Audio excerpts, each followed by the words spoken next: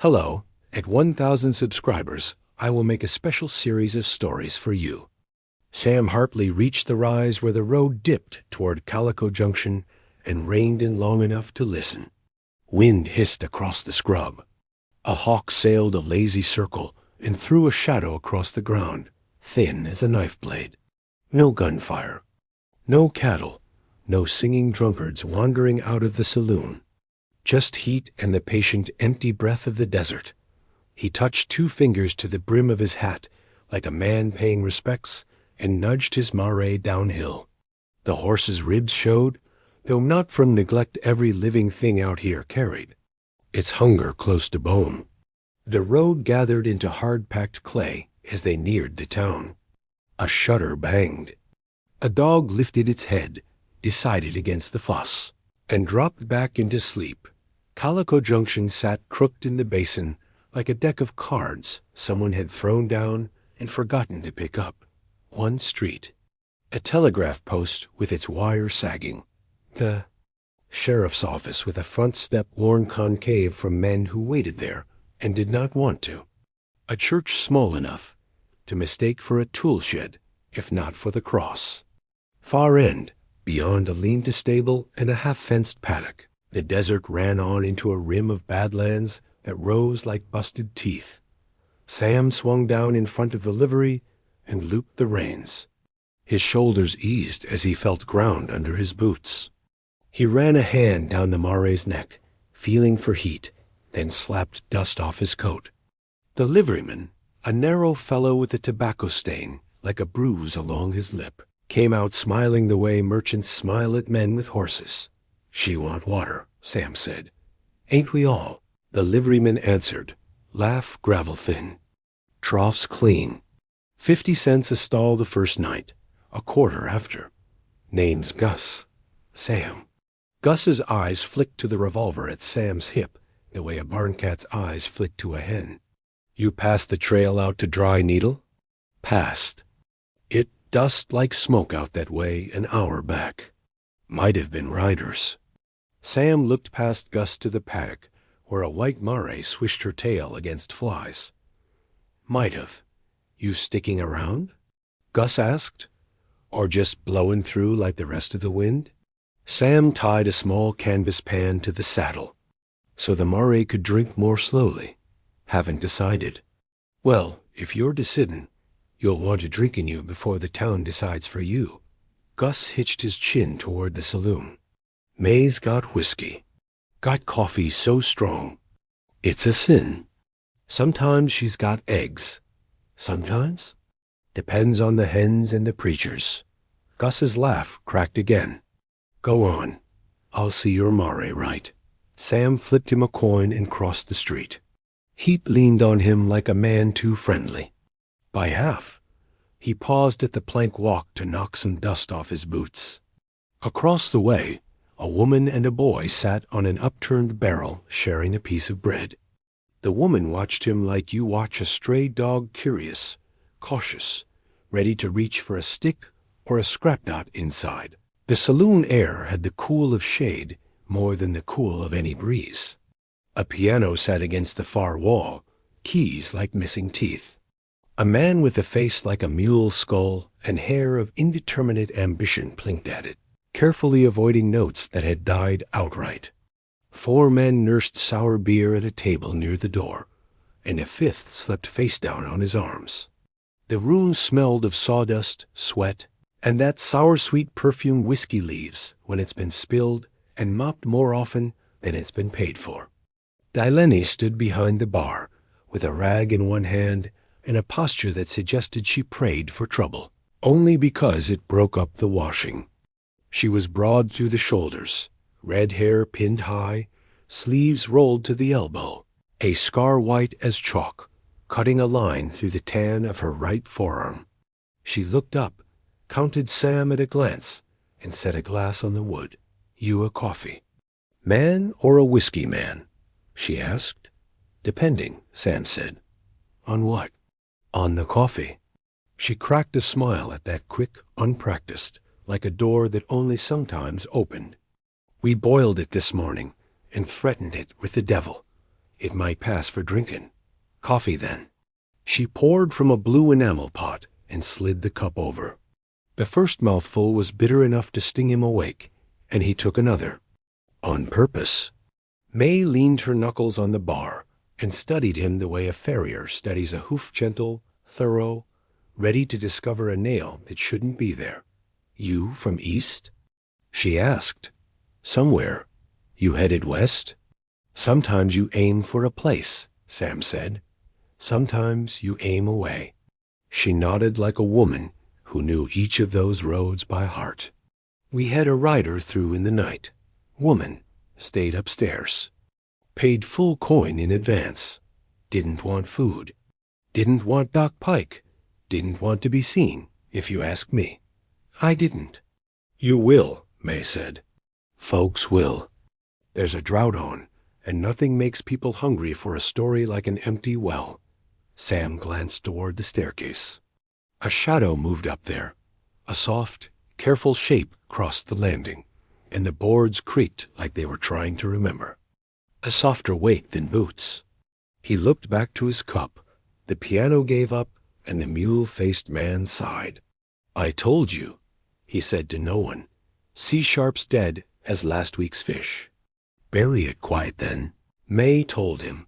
The door opened, and Sheriff Lyle Haskins came in like a man entering his own parlor and hoping not to find it occupied by strangers. Haskins wore his badge on a vest that had once been black and now had learned a dozen shades of dust. He was shorter than the badge wanted him to be. His eyes were tired in the way of men who have had to look at too many things and pronounce them settled.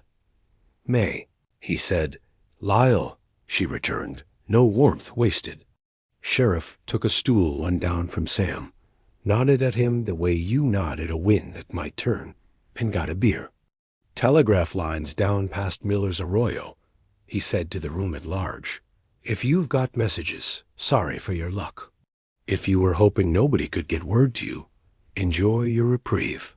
The sleepers and drinkers received. This news without gratitude. May jerked her chin at Sam. Gus says dust out of dry needle. You hear same? Sawdust, Sam said. Didn't see what raised it. Could be cattle, Haskins offered without conviction. Could be riders, May said.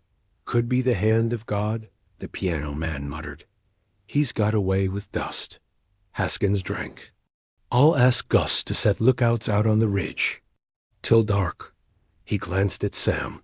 You ridden with anyone? No. You stayin'? I haven't decided. May finished for him, not unkindly. She topped off his coffee without asking. The boy from the barrel outside came. In, cheeks bright with sun.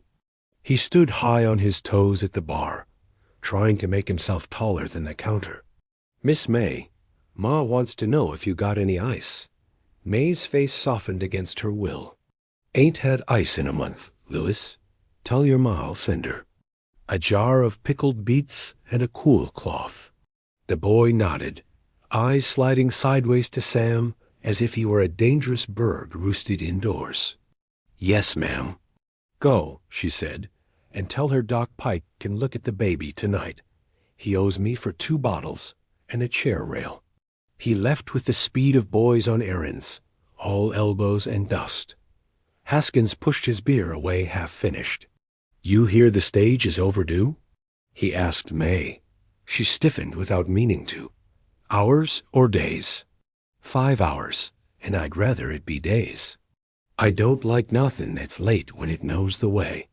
Sam felt the coffee go thin on his tongue. He folded his hands around the cup and let heat soak the scar along his palm. A stage overdue was nothing. A stage overdue when the telegraph was down and dust haunted the horizon was something else. May's gaze tilted upstairs again, swift and involuntary. Haskins saw it. Your rider, he said. She paid, May replied. She's quiet. And? She's scared. Doc see her? She wouldn't. Did she give a name? You know how many names a woman can pick up between here and Abilene? Haskins sighed like a man trying not to ask the same question twice. If she's trouble, then she's no different than us, May said. She stiffened her jaw, and then, because she knew the value of a warning, added, she came in bent around a bundle like a winter bird over its last egg. Wouldn't let go of it, not for coin or kindness. Sam had not meant to look back toward the staircase again, but his eyes went there on their own. He tried to see more than shadow and failed. He finished his coffee and set the cup down gentle, so it didn't argue with the wood. You got rooms? He said to May. She took his measure not with that farrier's patience now, but with a kind of mercy. You running from something? Sam? Everyone is, he said. Upstairs, end of the hall, she told him. You set your coin on the sill where I can see it, and you don't bring trouble in with you. If your trouble arrives after you, you try to meet it on the street. So my wallpaper has a chance to grow old. I'll see to the wallpaper, he said. He took the stairs slow, each step sending a soft, complaining sound through old wood. The landing window caught the sun and laid it against his cheek like a slap.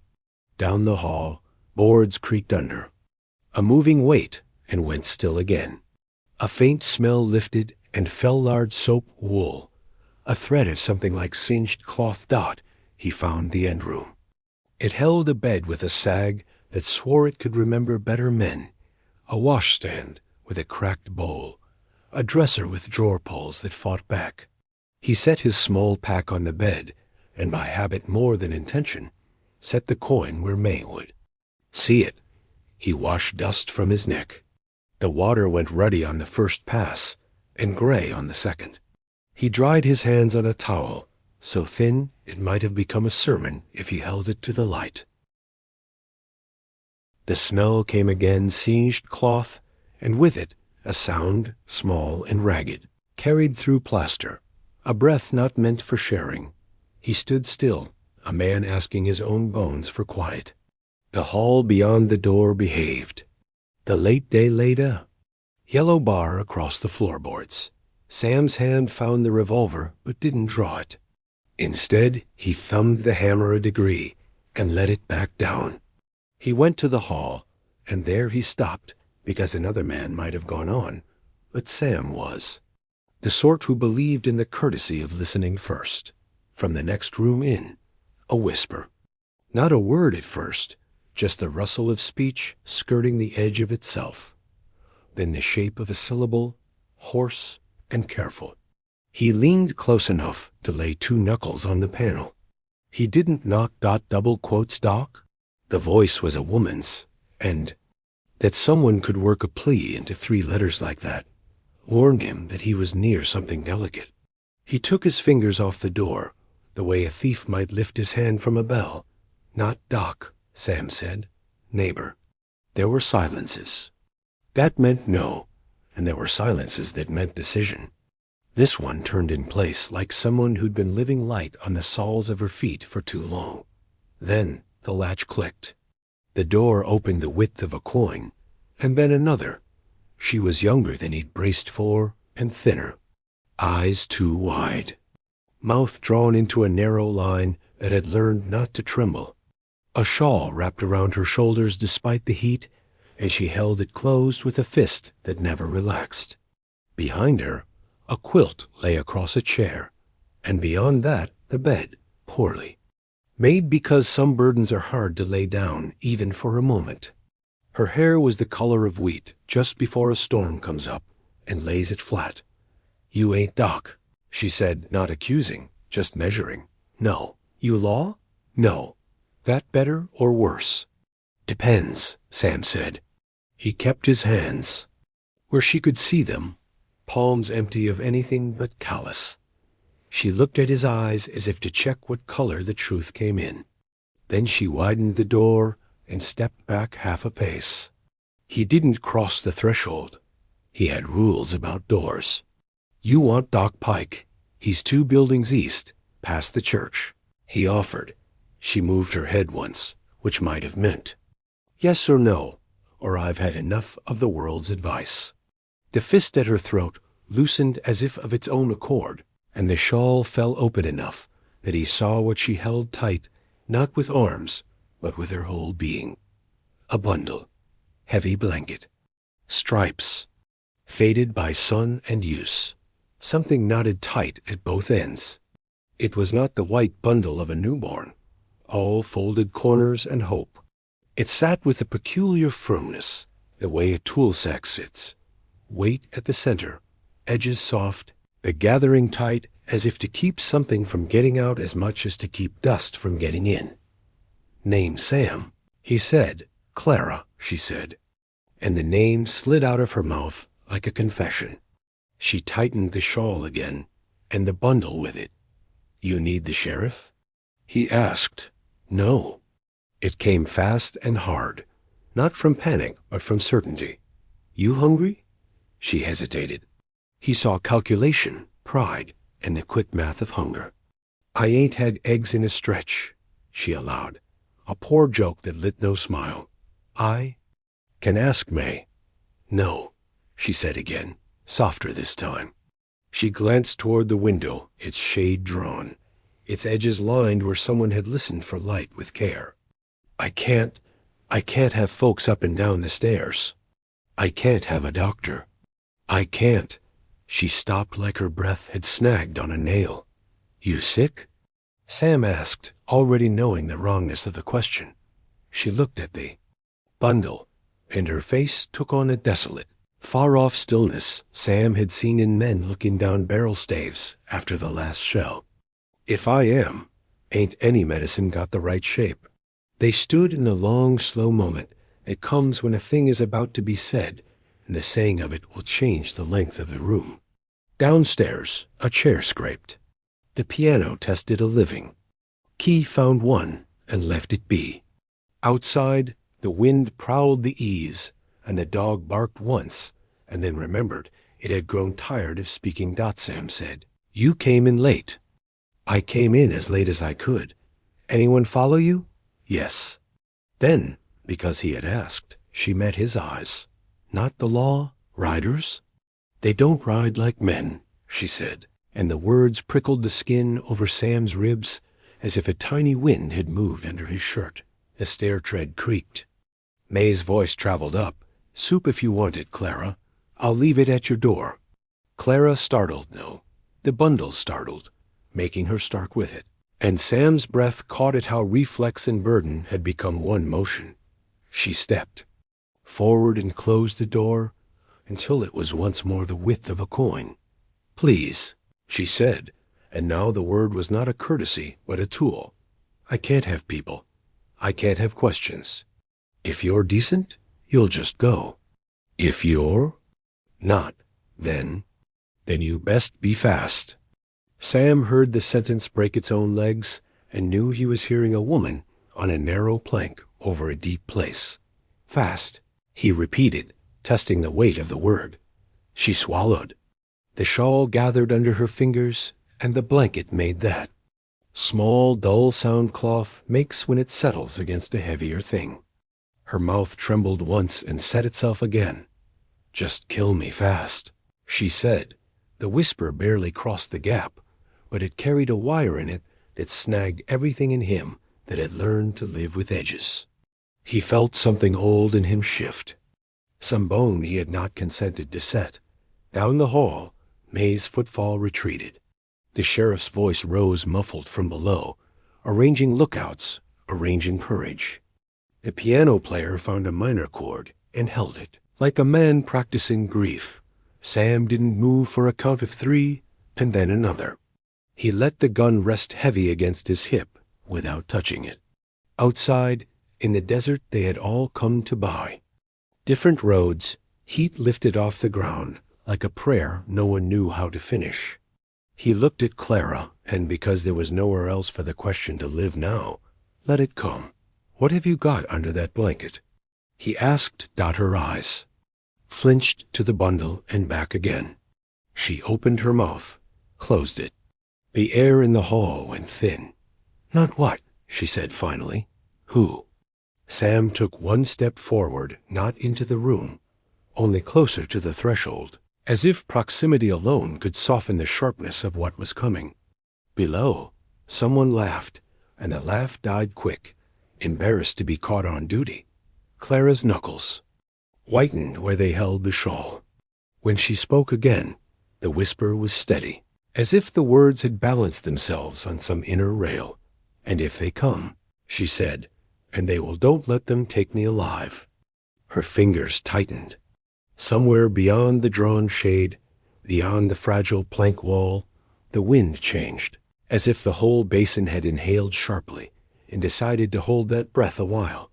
Sam felt the old weight of choice settle on him, familiar as the grooved grip of his revolver, unfamiliar as the tremor that walked his spine.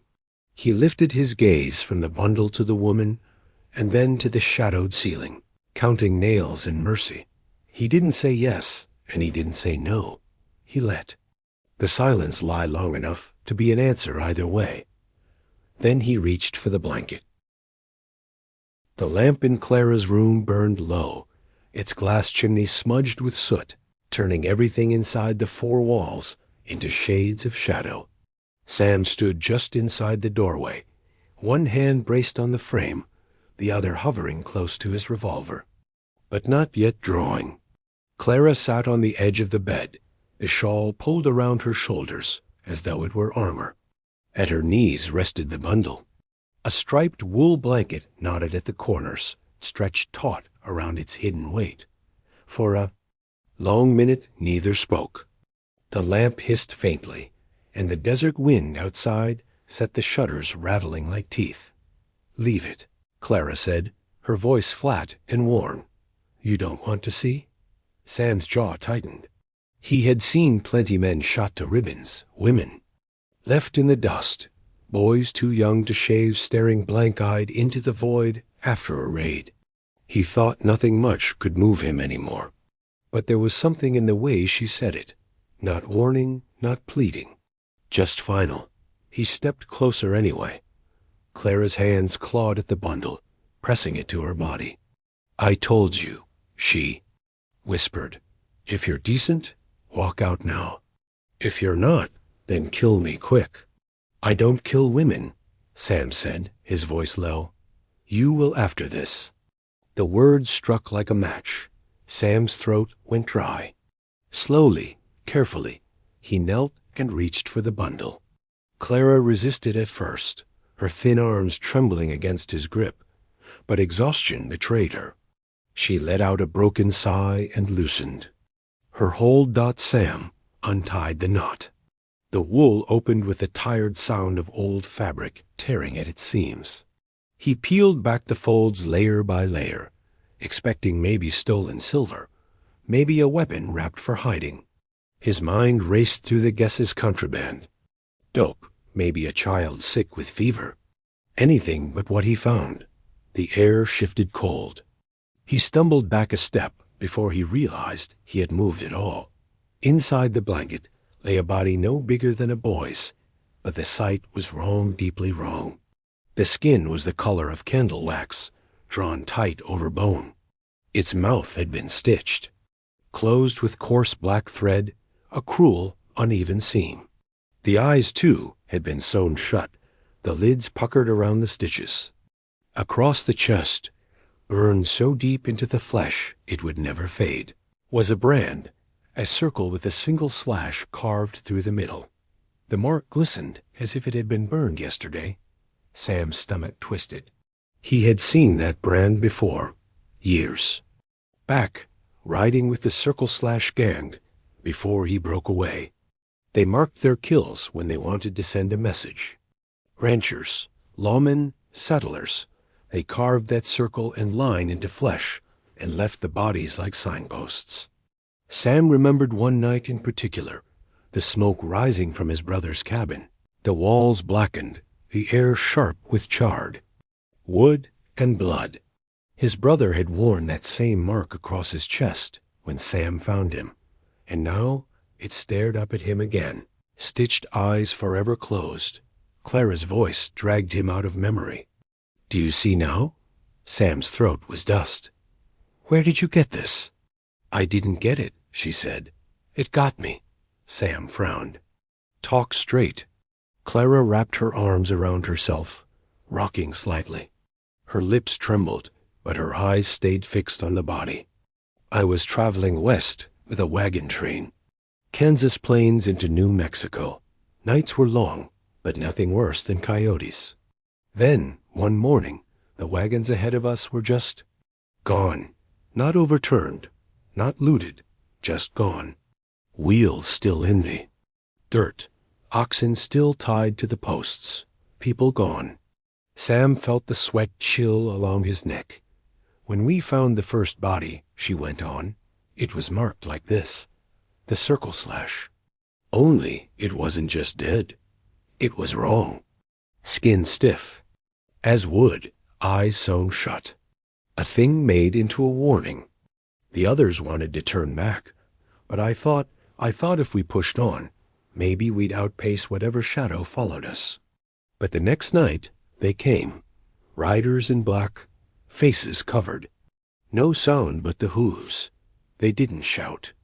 They didn't speak. They just rode through camp, and when the fire went out, they were gone, and half of us with them. She clutched the shawl tight, her voice cracking now.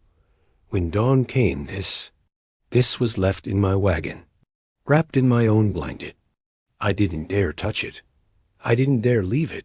So I carried it all this way, because if I left it behind, it would follow until it was in my arms again.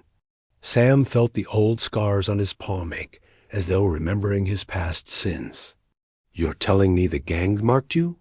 Gave you this? No, Clara whispered. Not just them. Something worse. Something that wears them like skins. The lamp sputtered. For a long while, there was no sound but Clara's breathing, broken and uneven, and the faint tick of the cooling iron stove in the corner.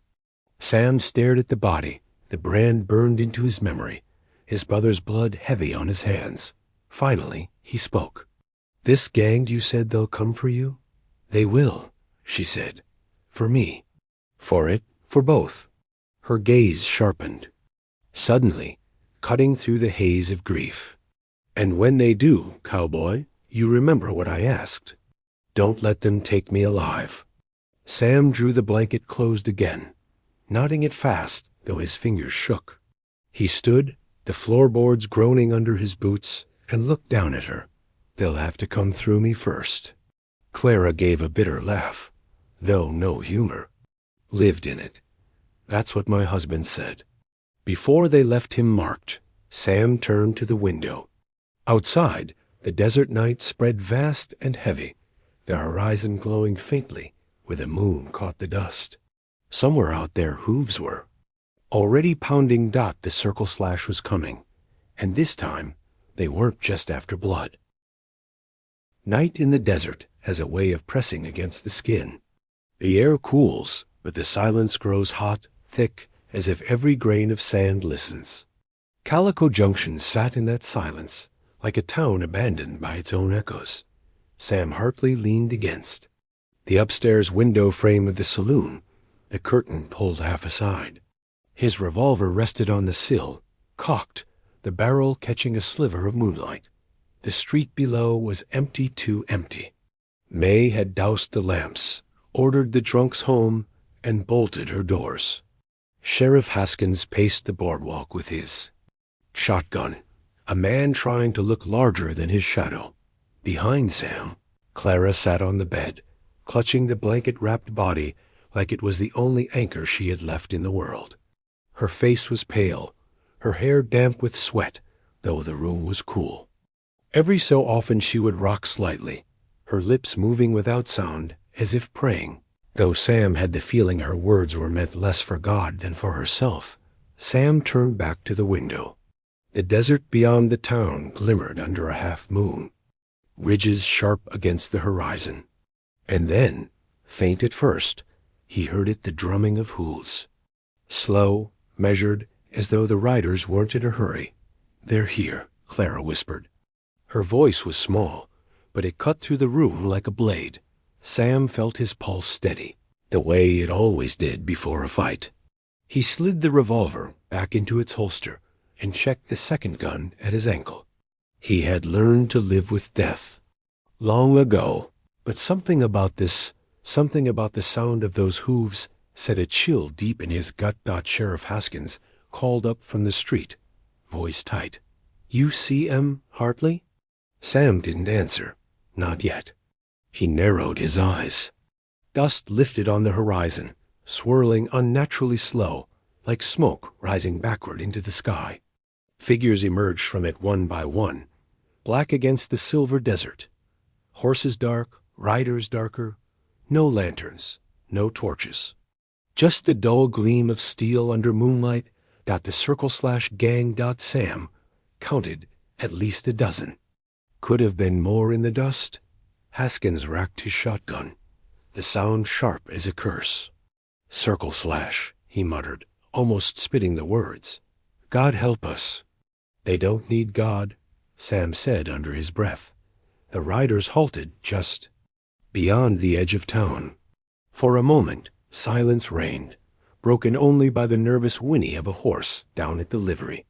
Then one rider spurred forward, his mount a pale gray that gleamed ghost-like in the dark. He stopped in the middle of the street, lifted his head, and pulled back his scarf. Sam's stomach knotted. He knew that face. "Kane," Sam whispered. "Kane Mercer. Once his closest friend, once his partner in the gang, back before Sam turned away, before the blood debts grew too high to ignore." Kane's eyes glowed strange in the moonlight, hollow yet burning. A scar stretched across his jaw where Sam himself had once grazed him with a bullet. Kane's voice rolled across the street, calm as a preacher's sermon. "Sam Hartley. Knew I'd smoke you out sooner or later." Sam didn't move. He didn't answer. Kane's grin spread slow. "You've got something that belongs to us. You know it. I know it. Best thing you can do is hand it over." Behind Sam, Clara tightened her grip on the blanket. "Don't," she hissed, panic in her eyes. Kane tilted his head, listening as though he could hear her from the street. "She still carries it, don't she? Poor, broken Clara. You think you're protecting her, Sam, but she's already marked." He gestured with a gloved hand, and Sam caught the flicker of the circle/brand burned into his palm. "It's ours. It'll always be ours." Sam felt the past claw its way up from the grave. He remembered the night his brother died. He remembered Kane laughing in the firelight, drunk on blood and whiskey. He remembered walking away, swearing never to ride with them again. And now, here Kane stood, dragging ghosts back into the world. Sheriff Haskins raised his shotgun. "You ain't taking a damn thing out of this town," he shouted, voice cracking under the strain. Kane didn't even look at him. He just smiled. "You think this is your town, lawman? Calico Junction's just a dot in the dust. We ride for what's in that room upstairs."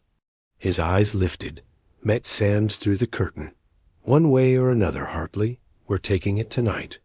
The gang shifted behind him, horses stamping, the ground trembling under their weight. No shouting, no war cries, just the sound of men ready to ride through hell. Without hesitation, Sam drew his revolver, cocking the hammer back slow. The sound clicked loud in the hush. "You want it?" He called out the window, his voice carrying cold. "Come and take it." Kane's grin widened, teeth bright against the dark. He raised his arm and let it fall. The riders came, guns thundered, windows shattered, boards splintered as bullets tore into the saloon's frame. Sheriff Haskins fired both barrels, dropping one rider from his horse before he dove for cover. May, down below, had her shotgun braced against the bar, cursing as she pumped and fired into the street. Sam dragged Clara to the floor as glass rained down. Bullets punched holes into the wall where her head had been a moment before. The bundle slipped from her arms and rolled against the dresser, thudding with unnatural weight. Sam fired into the dark, dropping a rider clean off his saddle. Another shot winged Kane's horse, sending it rearing. but Kane barely moved. His face twisted into something both furious and joyous, like the battle was a hymn. Through the chaos, Sam heard it, the faintest sound from the bundle. A low, rasping breath. He froze. The body in the blanket was moving. Clara's scream split the din. She lunged for it, clutching it back into her arms. "Don't look, don't look," she cried, rocking violently as bullets shredded the room. Around them, Sam's eyes locked on the stitches across the corpse's eyes. The black thread quivered, tugged from inside, as though something beneath struggled to open. The circle-slash riders weren't just after blood.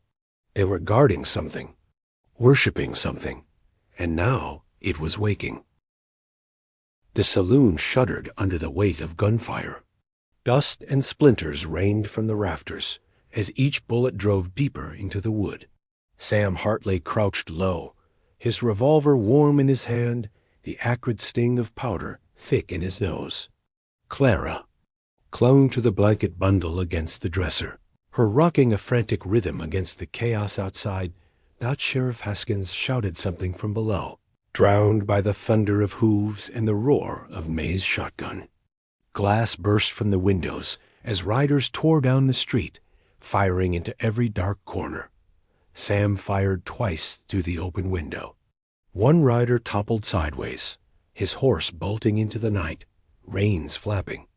Another ducked, returning fire, the slug tearing a groove in the wall inches from Clara's head. "Get down!" Sam barked. "I told you," Clara cried, voice raw. "Don't let them take me alive." But Sam's eyes weren't on her anymore. They were fixed on the bundle she clutched, and the movement within it. The body breathed.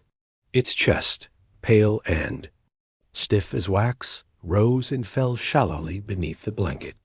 The black stitches across its eyes strained outward, tugging like something inside was desperate to break through. And from its sewn mouth, a wet rattle crept into the air, a sound like a man breathing through blood. Sam felt his stomach tighten. His hand wanted to lift the revolver, but his bones refused. "What in God's name?" he whispered. Clara wept. "Into the wool. It's not God's. It never was." A crash below, May shouting, the sheriff returning fire, men cursing as they hit the boardwalk. Then Kane's voice, calm as ever, rolled through the noise.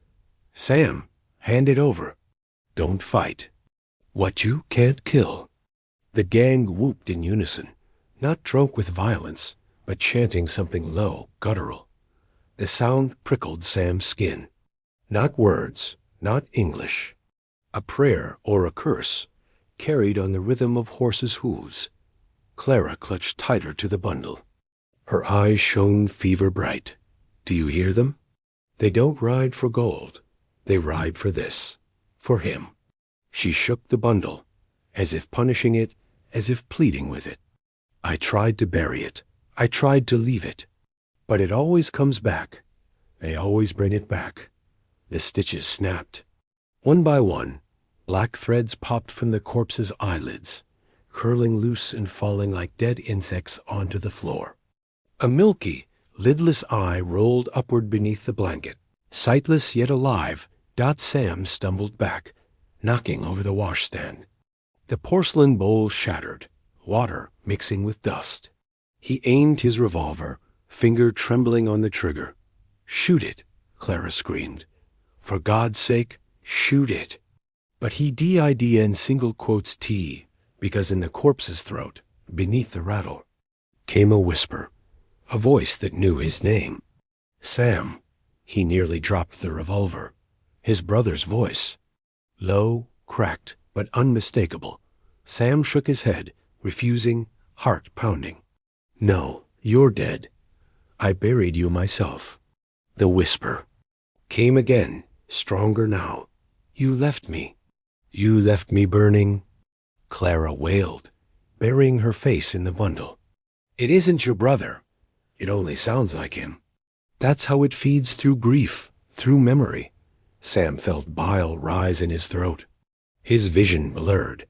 He saw for an instant the cabin in flames, Cain's laughter in the smoke, his brother's body on the dirt, the brand across his chest, same as this one. Down below, May screamed a raw, final sound. Then silence. The chanting outside grew louder. The circle/riders were no longer firing. They were waiting. Cain's voice rose again. "Open the door, Sam. Let it walk out on its own. You can't hold it back. You know you can't."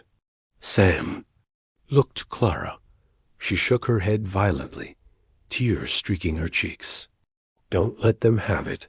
Kill me first, like I asked. End it before they finish their work." The corpse stirred. The blanket fell away, baring its stitched chest, the brand still smoking faintly, as though fire lived beneath the skin. Its mouth ripped open with a wet tearing sound, stitches snapping one by one. Bloodless lips parted, and the voice that came was no longer his brother's, no longer human. "Let me in." The lamp flickered, shadows writhing across the walls. Clara shrieked and pressed her hands over her ears, but Sam couldn't move. He was locked, staring, heart-hammering, torn between grief, horror, and duty. The corpse began to rise. Sam finally roared, raising the revolver and firing point-blank. The shot exploded through the room, tearing the thing's chest open. It staggered, collapsed back onto the floor. But the wound didn't bleed. It smoked. The brand glowed brighter, pulsing like a coal dot, and outside, Cain laughed. A long, triumphant laugh that sent a shiver down Sam's spine. "You see now?" Cain called. "Bullets don't kill it. You can't kill it. You can only give it back to us."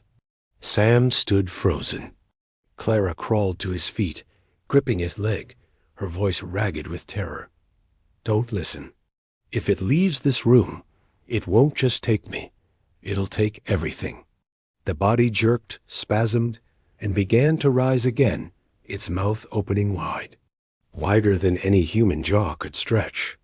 From it poured a sound like hundreds of voices whispering at once. Sam aimed again, finger tightening on the trigger, knowing it was useless. And in that moment, he understood the truth. The circle/gang weren't chasing Clara to kill her. They were guarding the thing she carried, protecting it, serving it, because whatever lay inside that blanket was older, hungrier, and far worse than men. The floor shook as hooves circled the town, chanting rising to a fever pitch. Sam faced the horror in the blanket, his revolver steady now. His choice was simple and impossible. Shoot Clara like she begged, or open the door and let Cain take what he'd come for. Outside, the chanting stopped. Dead silence. Every rider waiting for his answer. Sam's jaw clenched. He cocked the hammer. And in the hush, Clara whispered, broken and desperate, "Just kill me fast."